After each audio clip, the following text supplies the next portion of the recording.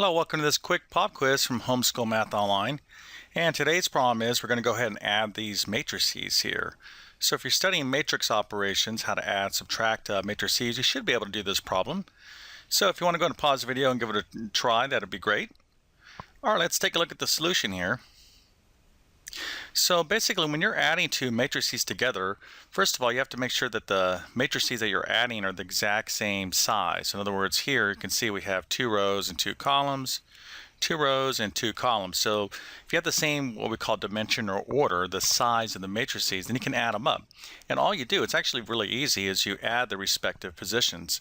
So here in the top left corner, we have an X and we have an 8. Okay, in the respective matrices. So to add these, to find the sum of this particular matrix, we're going to add up the respective positions. So here it's going to be x plus 8.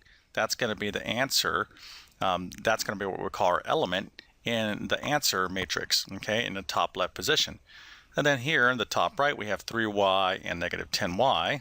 Okay, and you can see that here, and you can see the other positions, how they're laid out, okay, in the same manner. And then once you've done that, all you need to do is simplify. So x plus 8, okay, really you can't simplify much further than that. Negative 4 plus t, same thing, that's pretty simplified.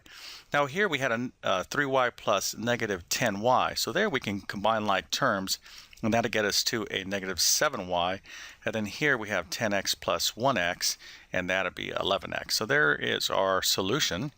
So, you know, some of you out there might have been intimidated because there were some variables in there, and it's kind of part of the trickery sometimes we do as math teachers. You know, we kind of want to throw a student off, but really, more often than not, if you understand the principles of how to do something, and if you just stop and really kind of think it through, you know, 9 times out of 10, you're going to be able to do it.